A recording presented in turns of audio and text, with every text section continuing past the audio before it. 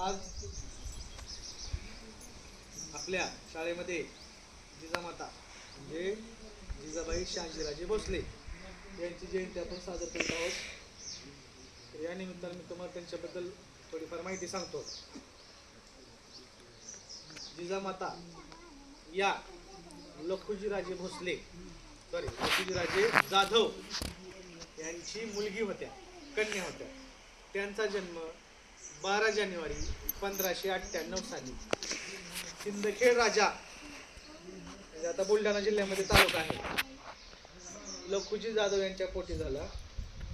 लखुजी जाधव हे शूर आणि पराक्रमी सरदार होते. निजामाच्या हाताखाली ते चाकरी करायचे आणि मग काही दिवसांनी जिजामातेचा त्यावेळेस बालविवाह होत असेल बघा. जिजामाता 10-11 वर्षाचे असतील त्यावेळेस त्यांचा बालविवाह किंवा त्यांचा विवाह शहाजीराजे भोसले यांच्याशी झाला. त्यावेळेस भोसले घराणं सुद्धा खूप मातब्बर महाराष्ट्रातलं घराणं होतं. परंतु आपल्या महाराष्ट्रातील सरदारांना स्वातंत्र्य यापेक्षा चाकरी प्रिय वाटायची.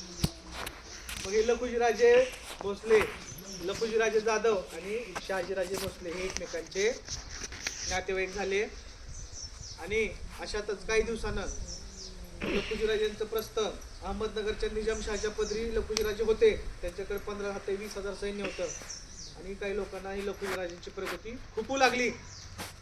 म्हणून मलिक अंबर याच्या सूचनेनुसार लखुजीराजे भोसले आणि जिजामातेचे 2 भाऊ, त्यांची नावं मला पण माहित नाहीत,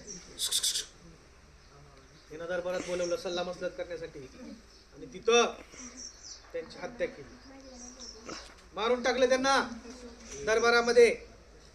आणि मग त्याचा परिणाम जिजामातेच्या मनावर खूप झाला.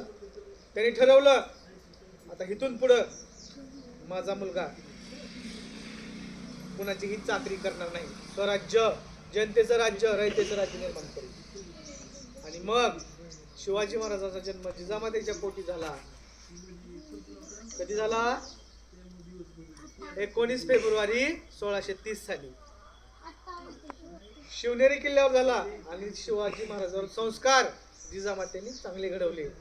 काय सांगितलं त्यांना? आपण कुणाचीही गुलामगिरी करायची नाही.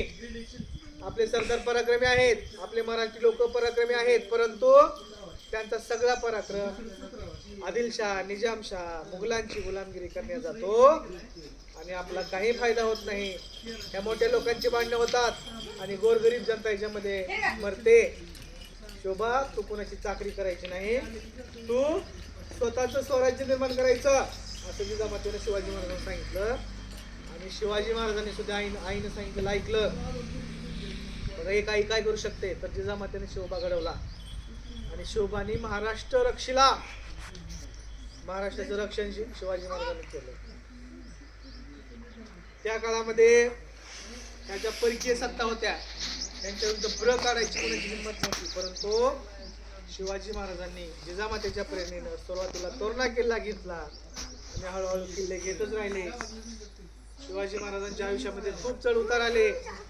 मावळ्यांनी शिवाजी महाराजांना साथ दिली, जिजामातेनं प्रेरणा दिली आणि स्वराज्य, जनतेचं राज्य, रयतेचं राज्य उभा राहिलं. जून महिन्यामध्ये 1974 साली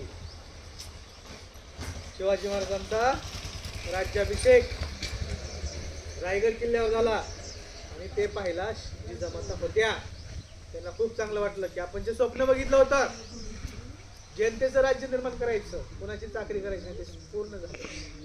आणि राज्याभिषेक झाल्यानंतर फक्त 13 दिवसामध्ये जिजामाता यांचा मृत्यू झाला.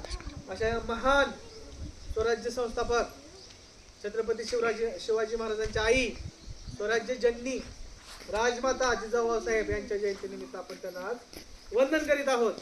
आज अजून एक जयंती आहे. आपल्या भारत देशाचे महान सुपुत्र, ज्यांनी अमेरिकेमध्ये जाऊन आपल्या भारताचा डंका पिटवला, असे स्वामी विवेकानंद यांची सुद्धा जयंती आहे. स्वामी विवेकानंदांनी काय सांगितलं? बघा, जागे व्हा आणि आपले ध्येय प्राप्त होईपर्यंत झोपू नका, असे महान स्वामी विवेकानंद यांची सुद्धा जयंती आहे. त्यांनी अमेरिकेमध्ये जेव्हा धर्म परिषद भरली होती तेव्हा तिथं जाऊन भाषण केलं की बाबा आमचा धर्म बी काही कमी नाही, तुम्ही आम्हाला रानटी समजता इंग्रज लोकांनो, पण तो आम्ही तुमच्या खूप पुढे आहोत, तुम्ही आमच्या धर्माला आम्हाला नाव ठेवू नका.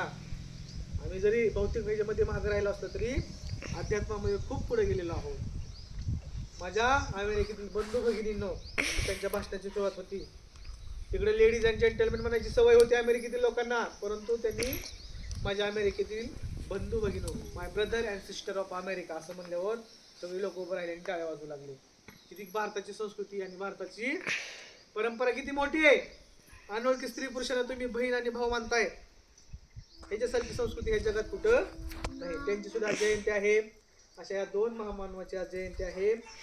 जिजाऊ मासाहेबांनी महाराष्ट्र घडवला, स्वाभिमान शिकवला, स्वाभिमानी राहावा, घरची शिळी भाकर खावा, पण कोणाची गुलामगिरी करू नका.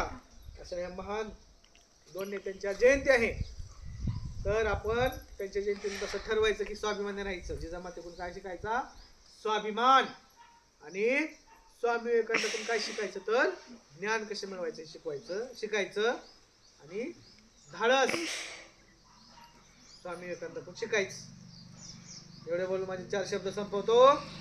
जय हिंद, जय महाराष्ट्र.